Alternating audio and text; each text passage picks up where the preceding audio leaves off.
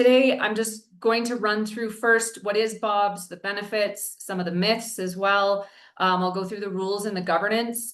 I'll talk about the Appendix C, the standard bonding form that trade contractors are required to use, Prebid Interpretations. And like I said, I'm going to hand it over to Adam to go through the tech side of BOBS, how you'll need to register if you're a GC or a trade, and then going through the all-important bidding process if you're a trade, and then for the GCs to access your bids on the platform as well, and then any lingering questions as well. So I am going to go through fairly quickly just the concept of what is BOBS. Some of you are probably familiar with it, and if you have any questions, and if we have time at the end, definitely ask them, or you can just contact me at any time, really.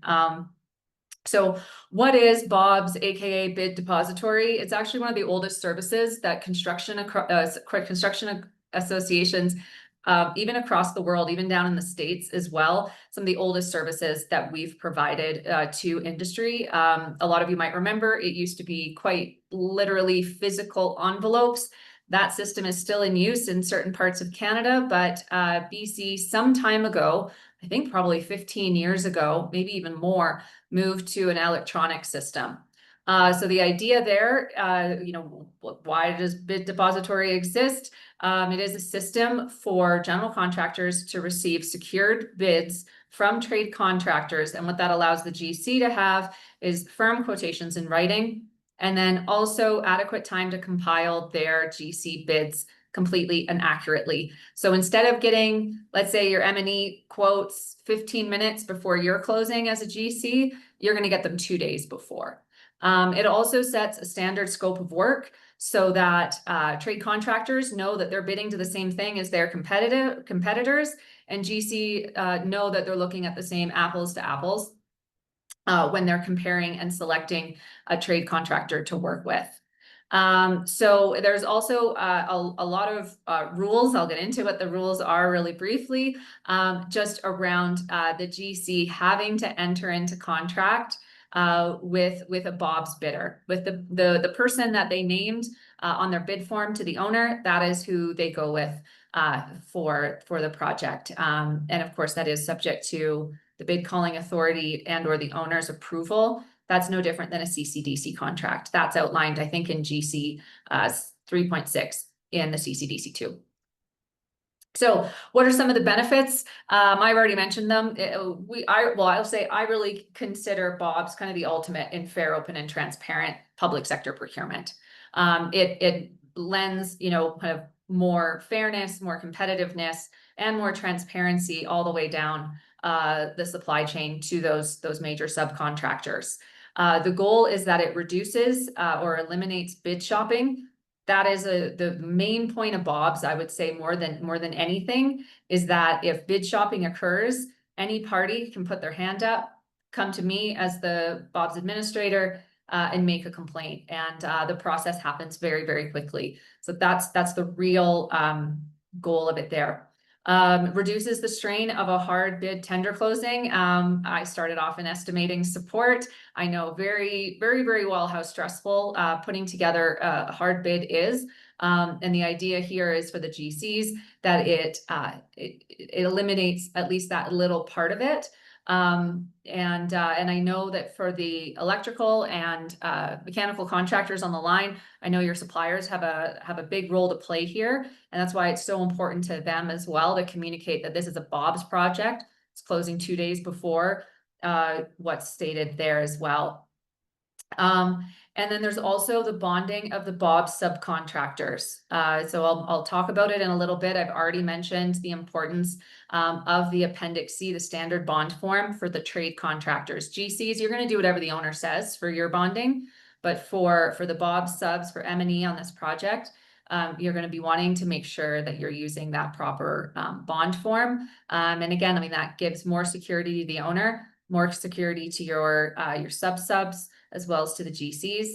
I've already mentioned it, that idea of standard scopes of work. That's some of the really big benefits of it.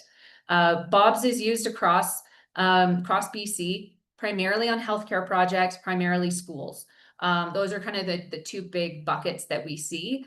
I will say that I've never heard a GC or a trade contractor complain about the fact a project has BOBS. Most of the time it's folks calling me saying, hey, Katie, there's a project out here. Can you guys put BOBS on it? We need to have an owner agree to use BOBS. I will say though, I once had a GC say to me, we're not going to bid this project because because there's BOBS on it, and then we can't bid shop. They literally said that. I was like, I'm like, wait a minute, you just said the quiet part out loud. So again, like that is, you know, one of the ultimate goals, one of the real benefits for it. And that's why we wanted to put on this this webinar today, is just to make sure that there's understanding in the interior, in that market. I know that you guys don't have a ton of projects that close in BOBS.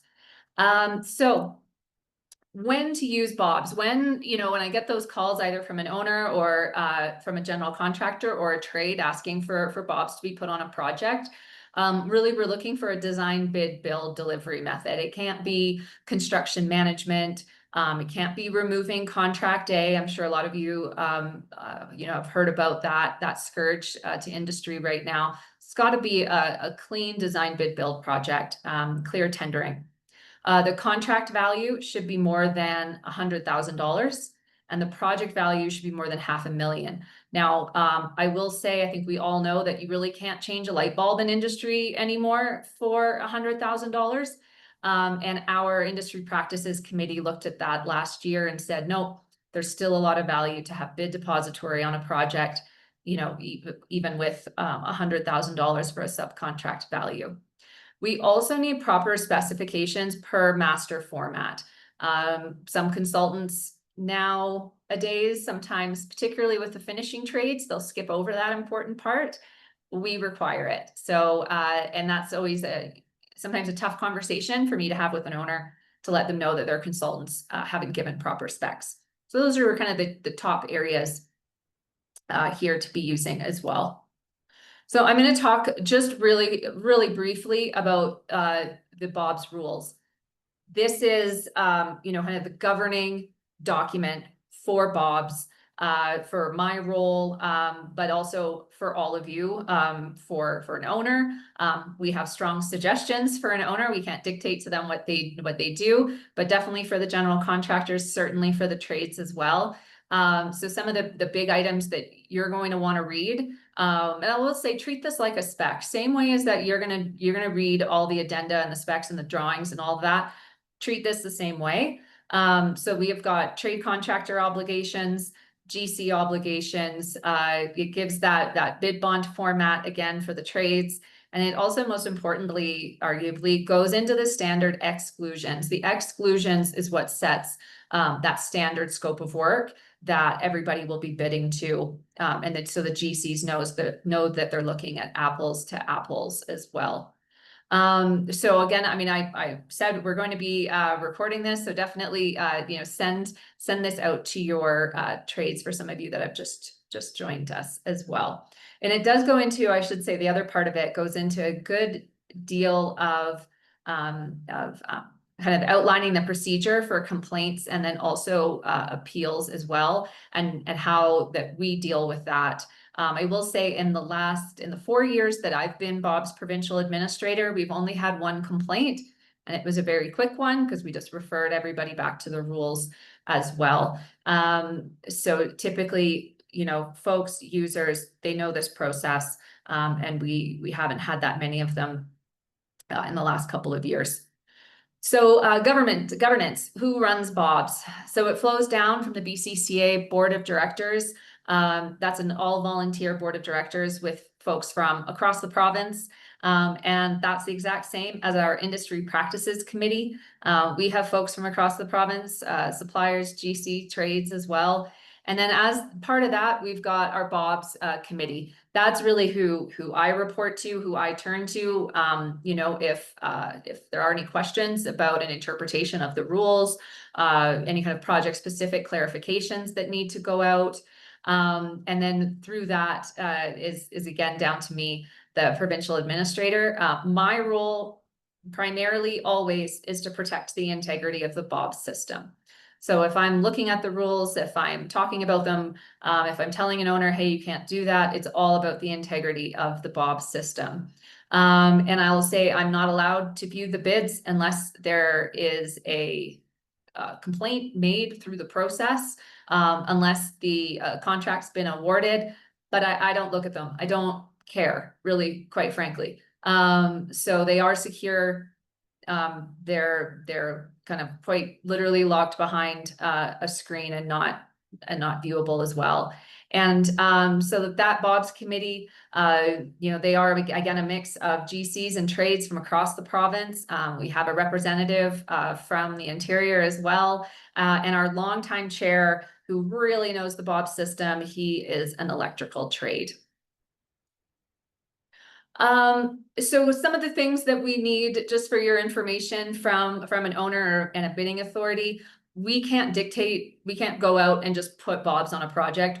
We need the owner to agree, because we need to have that mentioned in passing, as you saw from Interior Health. We need a statement in their ITT, as well as on the bid form, that BOBS is in use. We need to have what I would call a clean bid form. We can't have any itemized pricing from a BOBS trade. So in the past, I've seen some project managers out of the lower mainland in particular, they want to put, mechanical, HVAC, give us the number for that. Communications is another one. We don't allow that. There is no such thing as itemized pricing in BOBS. Alternate, separate unit pricing, sure. But we don't allow those itemized pricing. Now you can see I have an asterisk there. One of the items is that we do recognize, particularly for healthcare projects, sometimes itemized pricing is needed for budgeting, especially now where we see owners interested in what the itemized price maybe of a system that's either Canadian or US based. That's obviously something that's part of our world now in the last 6 months. So, we get that, and we've incorporated that into the system where appropriate. So just something to be aware of there. We need them to commit to the BOBS rules, to best practices, the timely addenda issuance. So really get your RFIs in early, and I'll talk about timelines and why. Kind of posting the information. They don't typically almost ever repost our information for BOBS. So they're not posting those pre-bid interpretations where you found the information today about the webinar. They don't repost those. Again, this is inside baseball between a GC and a trade, and we're helping facilitate that process. We need a commitment from them that the GC uses the named BOBS contractor, subcontractor on the project. And if a GC doesn't name a proper BOBS subcontractor, that GC is ineligible to bid. And one of the final items that we need them to give to us is the name of the BOBS subcontractor of the lowest 3 GCs. So typically some of them give that to me with same day as the GC closing. Sometimes it's a couple of days later. I don't release that. That's not released until the owner has awarded the contract, and then a BOBS bidder could come to me and ask for that information. That's outlined in the rules. It's also in our Q&A online as well, but all of that's kept confidential as well. So some of the myths that I hear about BOBS, that there's less bids. So I have there kind of a little bit dated, but just as an example, that it's absolutely does not hinder people bidding. If a project's good, if people want to go after it, I don't need to tell you this, they'll pursue it. It doesn't reduce competitiveness. If anything, I think it makes the project more attractive to those trades and to the GCs as well, knowing that they'll get some of their big chunky prices, their big quotes in 2 days before they otherwise would have. Also another myth, the GC must carry the lowest price, must carry the lowest bid that they get. That is not true. They can make that decision, their own commercial business decision. BOBS doesn't stop that. So that's a myth that's out there. GCs can carry whoever they want, and they can name whoever they want. Very important though to name that trade. which this owner, Interior Health, is requiring.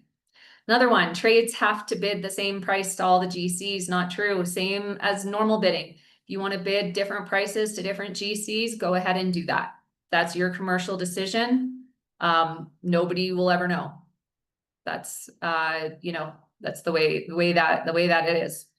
So another item that I hear from GCs, we can't get clarity on scope. Absolutely, you can. I'm going to talk about the pre-bid interpretation process. But what you don't want to be doing as a GC is doing that after you get the BOBS bids. That's not the time to do it. The time to get that clarity on scope is before the BOBS bidding deadline, for the BOBS close as well. So I want to go through timelines. Now, for simplicity's sake, I set this up as if the GC closing is on Friday, just to keep that straightforward. So working backwards, 2 working days prior to that GC close. So in this example, it's a Wednesday. That's the BOBS closing.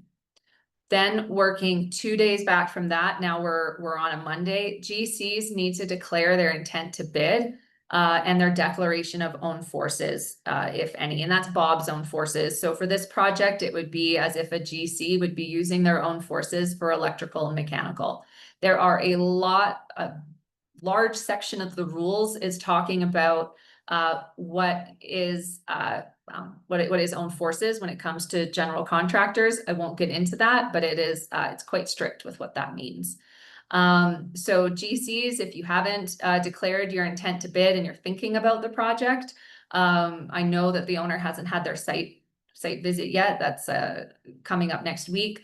But feel free you can register now. If you change your mind, both in terms of the BOBS bidders as well, you can get a refund. It's not as if once you pay, the money's gone altogether. Now, so once we have that BOBS closing, so on the Wednesday here, there is, to keep things simple, essentially, 1 working day to have what I call a rectification period. So that includes missed bids, non-compliant bonds. There's also an ability to withdraw a BOBS bid as well. So yeah, there's, again, roughly speaking, 1 working day prior to the GC close, and you can do those items as well. So in terms of the trades registering, you could essentially do that right up to the last minute. If you're an M&E trade on the call, you could wait until 2:59 to pay your fee and submit your bid. I wouldn't leave it that late for obvious reasons, but that is different than how we have a mandatory submission or registration period for the GCs as well.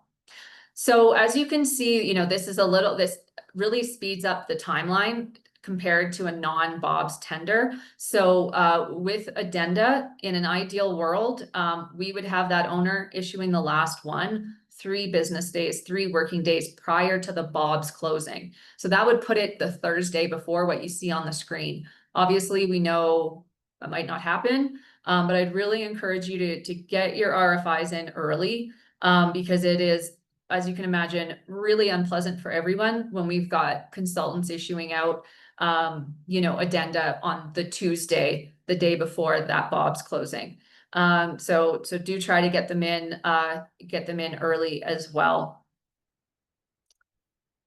So I'm going to touch on kind of these the consistent scope of work, standard scopes of work, the exclusions, the means that BOBS can dictate that what the scope of work is for the BOBS trades is because of what's outlined in the CCDC2 document.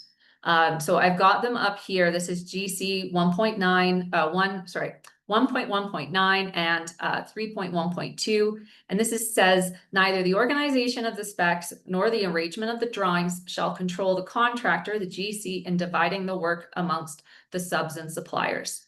Also, the contractor shall be solely responsible for the construction means, methods, techniques, sequences, procedures, and for coordinating the various parts of the work under the contract. So, so the GCs, you guys are in control, and this is where BOBS comes in to help set that standard scope of work.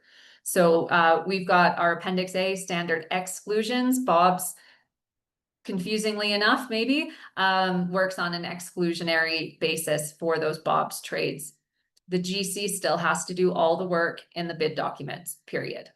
Doesn't change anything about that. All of that crap kind of flows up to the GC. That's the joy of being a GC.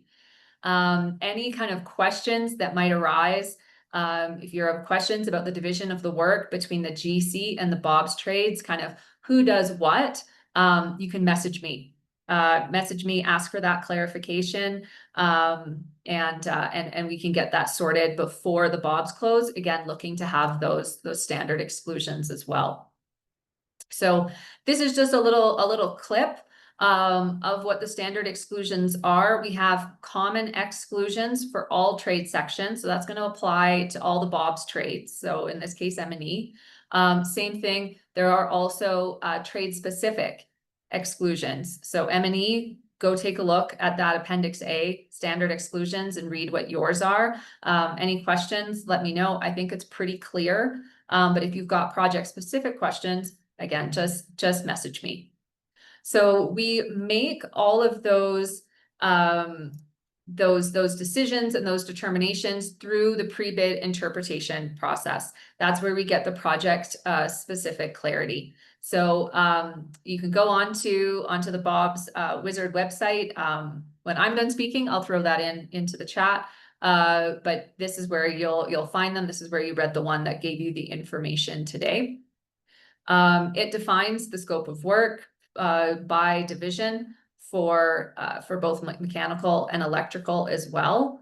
And then this is an example of one where I was asked to issue out a pre-bid interpretation. So this one came out pre-bid interpretation 2. This bid shall exclude the supply of the stainless steel RPBP cabinet. And then it says, quite importantly, the GC shall include for the work as they deem necessary. So the GC still has to do the work, when we've issued this out. And generally speaking, the process for a pre-bid interpretation is me emailing the relevant BOBS trade, as well as the GC, asking them if they have a preference. In some cases, I take it to the BOBS committee, depending on what that is as well. So the pre-bid interpretations are really just a means of communication. They do apply to your bid, absolutely, as you bid through BOBS. This is probably the biggest area that where we see non-compliant bids is make sure if you're an M&E trade on the line, make sure that you pull out this form, Appendix C out of the rules, forward it to your broker and your surety. Get them to fill this one out. I will say, I don't care if they also give you the CCDC bond form and a consent of surety, throw it in. Adam's going to show you how to update and upload that into the wizard, but just make sure that you have this when you submit your bid as well. And it has to be digitally signed and electronically verified. So just signing it, scanning it, and uploading it, you're going to be getting a call from me, and there is a fee associated. I think it's $250. So you don't want to mess this part up. So and again, just for GCs, you're going to do whatever the owner says to do for your bonding. So this is for the trade contractors. So BOBS is closed. I will say Adam's going to go through how to submit a bid, so I'm not skipping over that part. So what happens now? There is a who bid who that we send to the owner, and we also post it publicly. GCs, you're going to get a copy of it with your bids, and it does not include bid pricing. It's just showing who bid who. There is, again, that rectification period. So fees are required of the trade for each of these items. So a non-compliant bond, which now all of you are going to make sure your brokers are doing it right. If there's a missed bid, if you forget to bid to a GC, that's only $50, I'll just say. But you don't get to submit a new bid. It's a bid you've already given to another GC. And then if something horrible has happened, you also have the option to withdraw your bid. That's $500. I don't recommend it. And then it keeps doubling. So the next time you withdraw a bid, it's $1,000, $2,000, and so on forever. And I'll just say again, GCs, you can select and name your choice of subcontractor from the BOBS bids. Doesn't have to be the low one. And I'll say again, it might not be the same bid that every other GC has gotten either, because the trades can do that. And the complaints process is available if there is bid shopping or anything else. That comes to BOBS, not the owner. This is inside baseball between all of you and your business interactions. And then in reverse, the owner will give just me a list of the named BOBS bidders. So the who named who. And typically it's 3 business days is what we suggest to owners. But usually I'll get that faster. So just some points to remember, that BOBS is here to help that bidding process between yourselves as GCs and the trade contractors for BOBS. It's really not about the owner. It's about you guys and your commercial relationship. The rules govern the BOBS process. Follow the rules, watch the timelines. There is those standard exclusions. And GCs, though, you still have to do all the work in the bid documents. If you have any questions, if you want to talk about it, please feel free to call me anytime. I'm really here to kind of serve the process to maintain the integrity of the system. So with that, Adam, I'm going to hand it over to you to go through the exciting part of the BOBS wizard. Sounds good. Thank you, Katie. Okay, so we're going to start off with how do I find BOBS projects? So easiest way is to go to BidCentral.ca, and then you'll see BOBS up at the top, and you'll see BOBS project listings right there. You'll also see some help resources there. Recommend you go through that as well before you submit the first bid. So we're going to go to the project listings here. So this is a list of all the open BOBS projects, and we're going to scroll down and find this one. And Katie mentioned the Prebid interpretation. Those will be listed there. And you click on that and view the Prebid interpretation. It will also show you which trades are available for this project and when it closes. If you haven't seen the project information, you can click View Documents, and then that will take you into the BidCentral plan room, where it'll ask you to log in, and then you can view the plans and the documents for this project. But now I'm going to walk you through the wizard. So to start with, I've got my hat on. I'm a general contractor. So I'm going to click Launch BOBS Wizard. Now, it's going to probably ask you to log in. So this website is apps.bidcentral.ca. The login to this site is the same as your plan room login. So whatever username and password you use to log into the BidCentral plan room, it's the same login to access this site here. So step 1 of the wizard, it's going to list the pre-bid interpretations again. And so we're going to click next. And then the next step here is it's going to ask you to select your company type. So whether you're a general contractor or a trade contractor.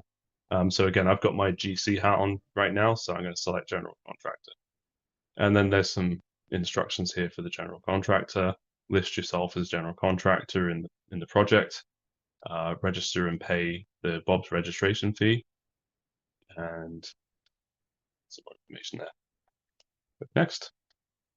And that takes you to the BOBS registration page. So this is where you'd actually go through and pay the registration fee for the BOBS project. So if you click this, it's going to open up a new tab, and it's going to take you to a checkout page where you pay the BOBS registration fee, which is $125. Fill out all this information, the project number, project name, company name, so on. Very important, there's an option here to select whether you're bidding owned forces.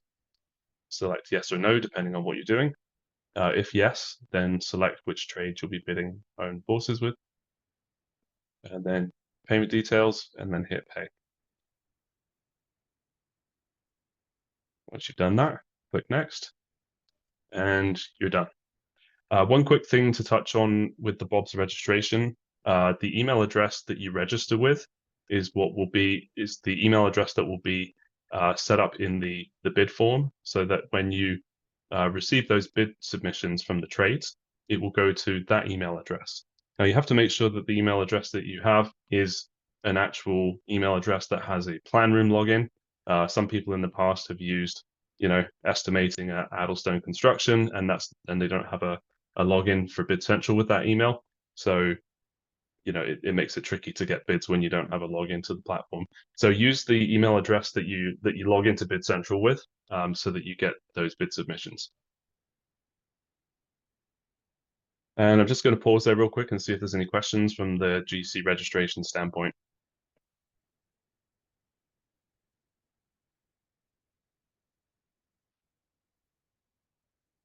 Okay. All right, now taking that hat off, I'm going to put a new hat on. I'm a trade contractor now. So we're going to go back to the wizard again, go back to this project, and we're going to hit Launch BOBS Wizard. And we go back to step 1 with the Prebid Interpretations. Click Next. Company type, Trade Contractor. Now, the instructions are slightly different in here. So list yourself as a bidder in the project in the BidCentral plan room, register and pay the fee, and so on.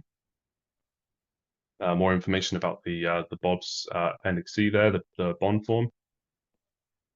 Click Next. Okay, now we're getting into the actual submission wizard. So you've got the BOBS terms and conditions in there. Everyone reads that every time, right? And then they click Accept. Click Next. And now we're in the registration. So again, you've got the button there to register as a trade contractor. Again, it's $125 including tax. And you'll fill out the project number, project name, all your information, and then hit pay.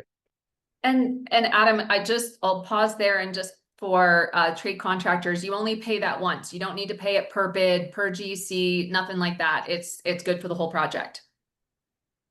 Yeah, that's a common question I get for sure. Yeah, it's once per project. And once you've made that payment, you'll get a receipt from the system. Save the receipt number because we're going to ask for it in a minute. And it's right there. And then you're going to fill out all your information here.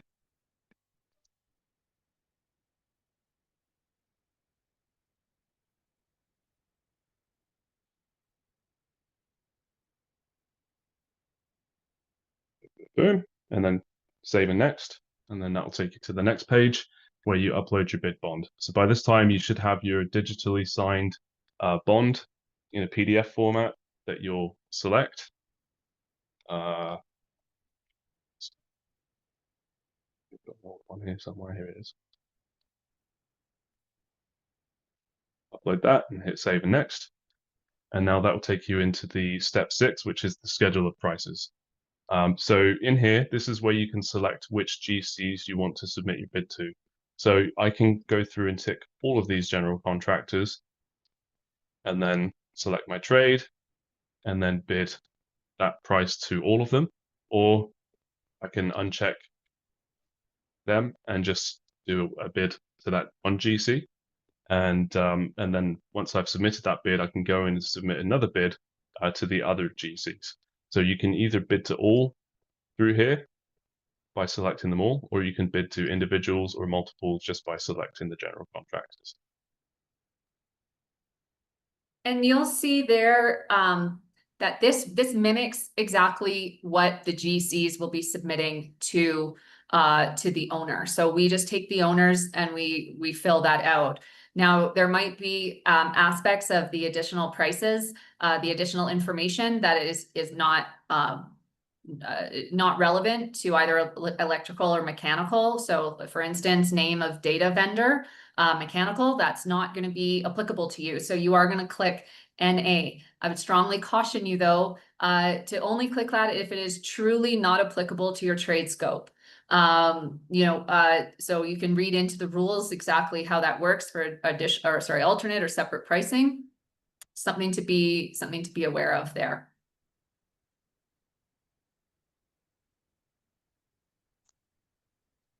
There we go.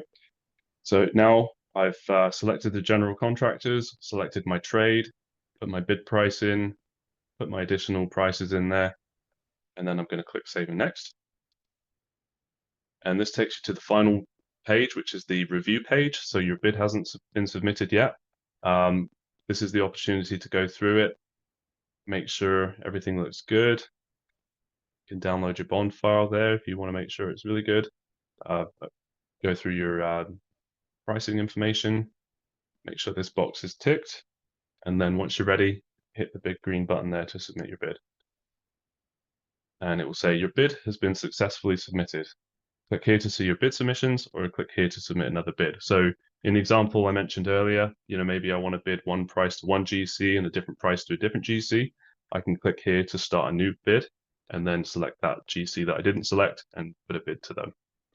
But if I click here to go to my bid submissions, you'll see these are all my bid submissions that I've started. You can download your bid, you can submit a new bid, or you can withdraw your bid. You can withdraw your bid up until the point of the closing time. Once the project closes, you can no longer withdraw the bid through my bid submissions. If you want to get to this page as well, you'll see this BOBS link up at the top, and you can view your BOBS projects and also my bid submissions.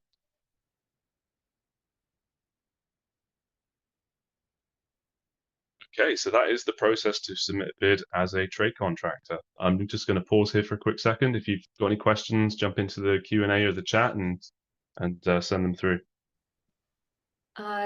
So Adam, as we're waiting for any questions to come through on that, for the general contractors on the call, if you're inviting electrical and mechanical bidders and you hear feedback, BOBS, I don't know about it, give them my contact information. I'll talk to them through it. I'll pull Adam in. It really is, as you just saw though, so easy, right? Like this was really designed by industry, designed by our BOBS committee. So we're trying to keep it as simple as possible, the way industry likes to bid our norms and standards. Sure. I should also say that you can start your bid at any point in time. So you can see this is a draft of the bid I created earlier. So you can go in and start making the bid, fill out the things that you already have on hand, and then it will save your progress as you go from step to step. And then you can resume it just by clicking edit bid up here as well. So once the project's closed, all of the general contractors will receive an email from the platform with a secure link to the platform. It's going to ask you for your username and password to log in. The username is going to be the email address that's linked with that payment, that's linked with your BOBS registration. And once you log into that account, it will give you a list of all your bid submissions that you've received. You can download them all from there and the bonds.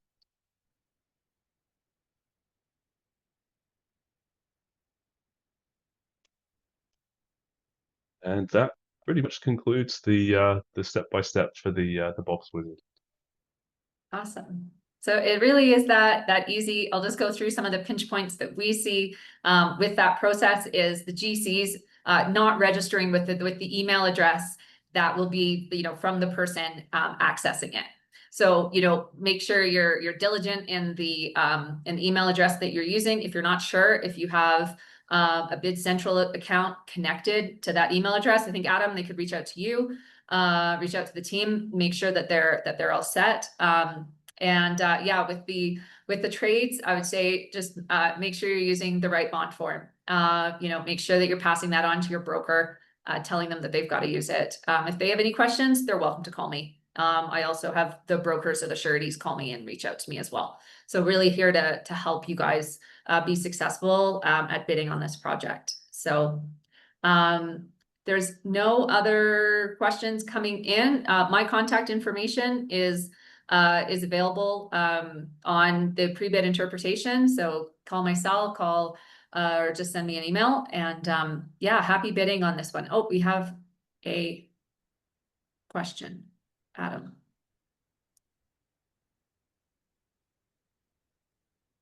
Okay, I've unmuted you, Shiva. You are muted. Mute. Okay, yeah. Can you hear me now? You can, yeah. Yeah, I just wanted to, sorry, this is Shiva from Exo Construction in Surrey. Can you just please repeat that process where we retrieve the bids? Yeah, I can't actually show you the bid retrieval process because that project hasn't closed. But yeah, basically how it will work is you'll receive an email from the platform with a secure link that only you can access with your BidCentral login. So it's as straightforward as that. You click on the link, log in, and then there'll be a list of all the bid submissions that you can download. Okay, and at what point of time we will receive this email? I'll talk about that. I just saw that the owner just issued their first addendum on this. No surprise, they're extending it. So the new close date is July 2nd. We'll be updating it right after this call. So for BOBS is closing July 2nd, just to be clear. So it closes at 3 p.m. I would say probably by 3:20, you'll get them pretty much right after the BOBS close. Sometimes it takes me 5 minutes or less, because I just have to double check the bonds that everybody has sent in to make sure that they're compliant. But other than that, you'll get an email pretty much right away. Okay. Any other questions? Like I said, please reach out to me. Please contact me. I'm happy to answer any of those. GCs, please share the good word with the M&E contractors that you are inviting to bid, so that they know this is closing, through BOBS as well. And we'll be sharing this recording in a future Prebid Interpretation 02 as well. So thank you so much, everyone. And like I said, happy bidding.